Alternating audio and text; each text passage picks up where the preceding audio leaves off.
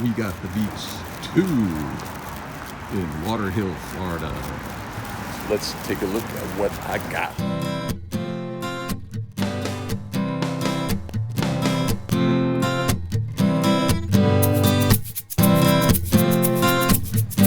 Greetings, y'all. Welcome to another video, and this week our show is sponsored by Raising Cane's. Raising Cane's chicken fingers, the best chicken fingers. No, who are we kidding? I don't have a sponsor. Take a look below how many people watch this video. Does it look like I have a sponsor? Do you really think somebody's going to want to sponsor this? Of course not. You're all fools for believing me. You're fools, I tell you. Anyways, you're fools. But this week we're going to talk about my visit to We Got the Beats 2. T-O-O, 2, also not the number 2.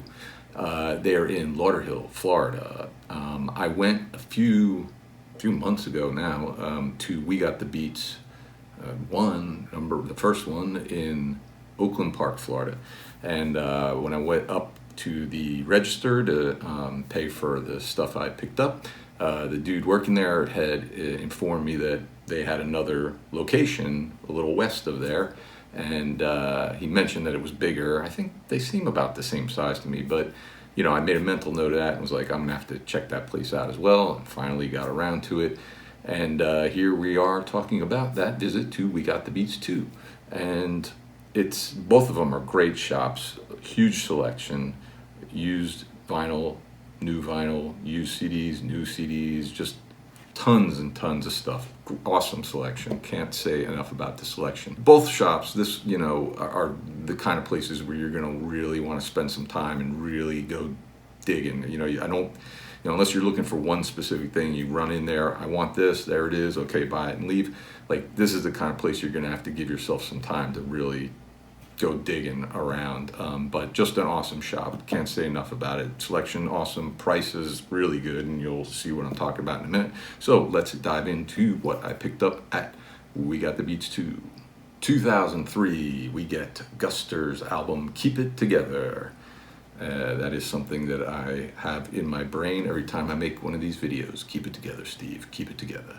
Keep it together, Steve. Keep it together. No, I'm just kidding. I don't care. But Guster, I'd kind of been wanting to pick up one of their records. I remember back in the early 2000s, I don't know if it was MTV or Much Music, but there were like 1 or 2 videos by Guster that, like, one of those video channels were like really pushing. Like, the videos were constantly getting played. And one of the songs was Amsterdam. I can't remember what the other one was, but Amsterdam's on this one. So, you know, I like them, the kind of alternative rock, kind of power pop. And so I always wanted to kind of pick up one of their records, and just, you know, never found it for the right price or whatever, but until I got to We Got the Beats 2. So they have a 80s vinyl section. Underneath that, there was like maybe 6 boxes full of CDs, and all the CDs in there were a quarter each, you know, 25 cents. I couldn't believe it. So I obviously went digging through there, found this in there, quarter I got this for. Perfect, you know, looking to test drive a Guster album, can't beat that price, quarter. And it's pretty good, I like it, you know, like all these records that I'm talking about today, I've pretty much listened to once, maybe a few songs twice, but this is pretty good, I kind of like it. Tracks on here that I like are Diane, Amsterdam, like I mentioned, and Homecoming King is another one that's really good. But yeah, really interesting band. I'm definitely maybe going to dig up a little bit more by them for sure. 2011, we get Civil Wars and their album Barton Hollow. I believe this is their debut, I'm pretty sure. So I was familiar with the title track, Barton Hollow, from this record. Back in, like, I guess like earlier days of iTunes, they used to do a thing, I don't know, maybe they still do, I have no idea, but they used to have like a free single of the week on iTunes that you could download for free, and one week it was the Civil Wars Barton Hollow, and I remember downloading it and liking it, and that's it. That's the end of my story with Civil Wars. Never heard anything else by them or what have you. Saw this in, you guessed it, the quarter bins at We Got the Beats Too, and just decided to pick it up. Can't beat that price. I'm always curious what the rest of this sounds like since I liked that song.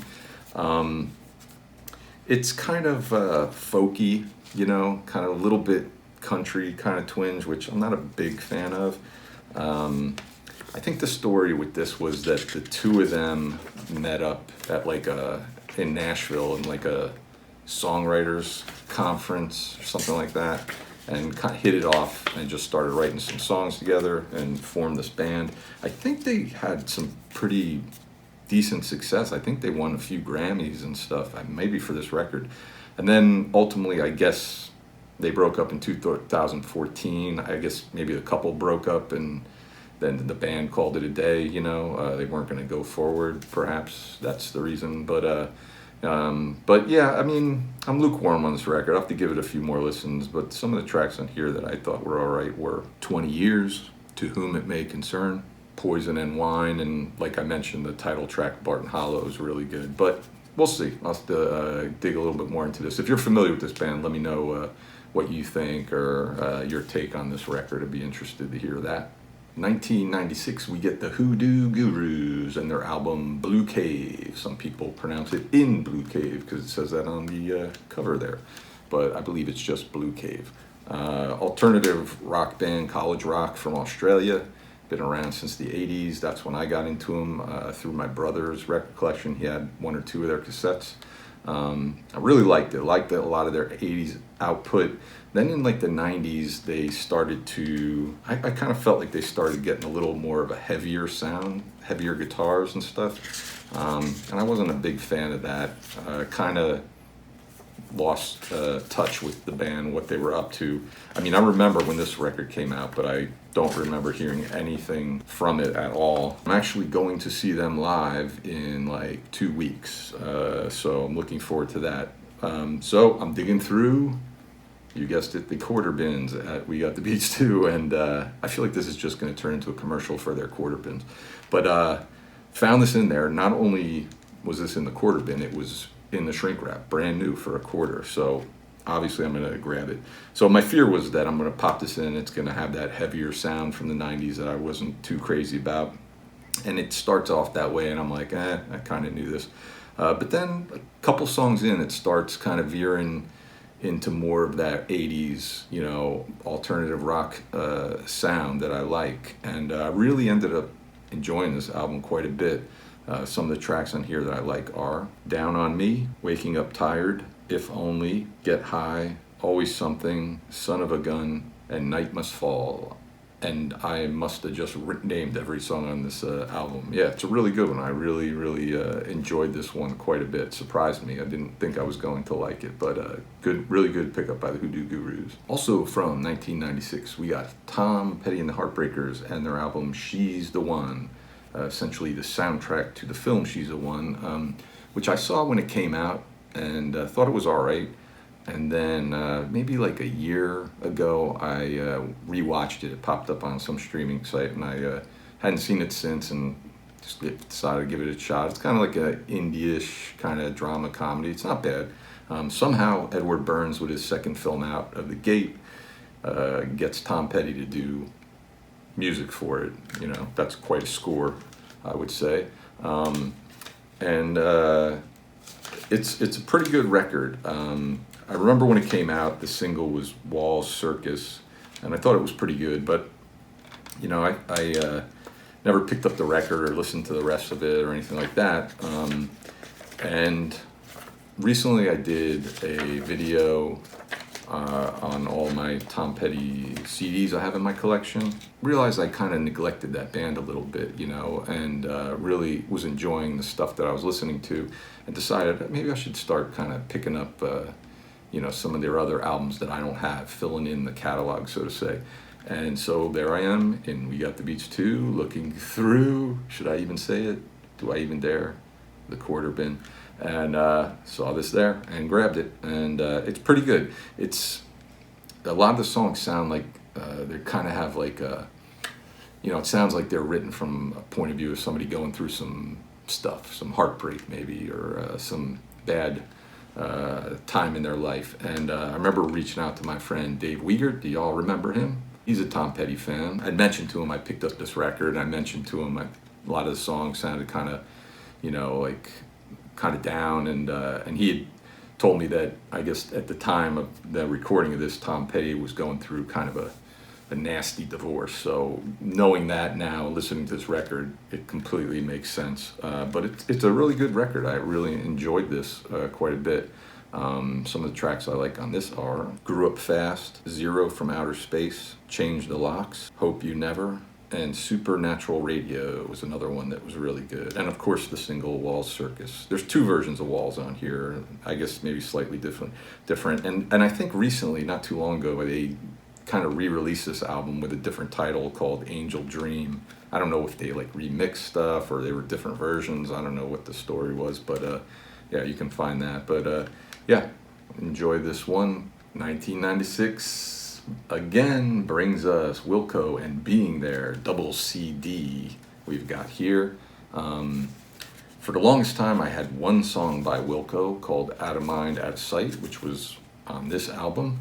And just maybe like a year and a half or maybe 2 years now ago, I started finding some Wilco stuff in Goodwills and was picking them up because they were so cheap, and I really enjoyed them. I really liked them.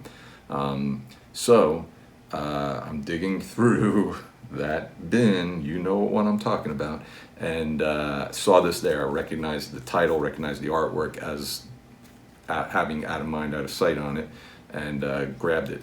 Double CD for $0.25. I mean, you can't beat that, right? I really enjoy it. I really am becoming a bit of a Wilco fan,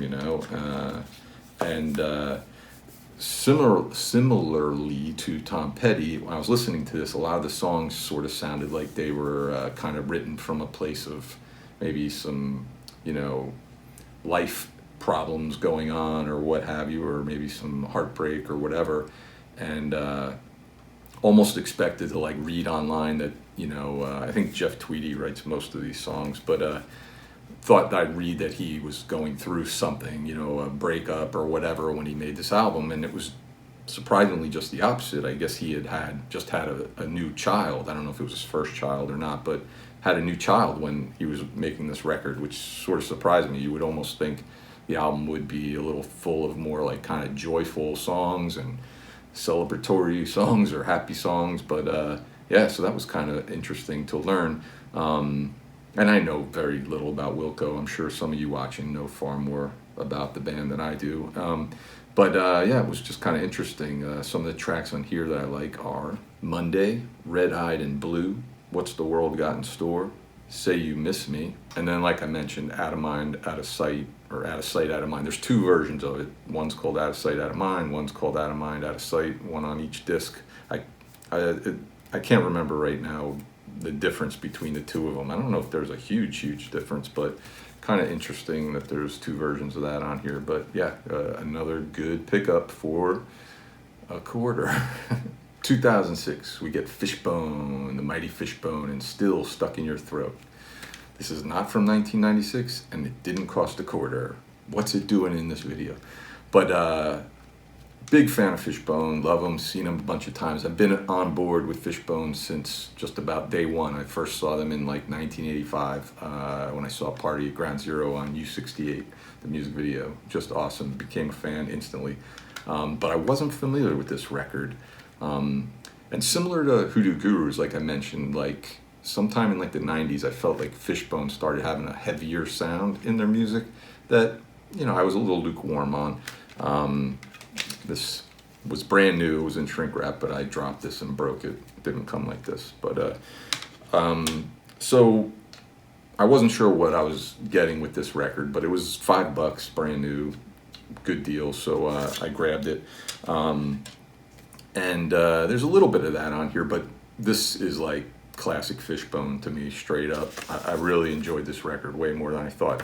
Didn't enjoy the booklet so much because there is nothing in it but a picture. What can you do? But yeah, this is a really good record. Surprised me. I wasn't really sure I was going to like it, but I really enjoyed it. Some of the tracks on here I like are Jackass Brigade, Skank and Go Nuts, Party with Saddam, We Just Lose Our Minds, The Devil Made Me Do It, Faceplant, Scorpion, Back Pinch. Have fun trying to say that 3 times. And then they do a cover of Date Rape, the Sublime song on here as well. It's not bad. But yeah, really surprised me. I really enjoyed this record. You know, really good pickup by Fishbone. If you're not familiar with this album and you're a fan of Fishbone, definitely dig it up. So that is my pickups from We Got the Beats 2. Great store. If you're ever in Southern Florida, in the Lauderhill area, definitely go check them out and give yourself a little time so you got time to dig around in there and go checking everything out that they have for sale there. Awesome shop, really awesome shop. So let me know what you think of these records. Let me know what you think of Raging Cajun's Chicken Fingers. Not just kidding. And thanks for watching. And by all means, please leave a comment below so we can converse about our love of music. How's about that? That's a nice way to end things, isn't it? All right, see you next time, everybody, later on.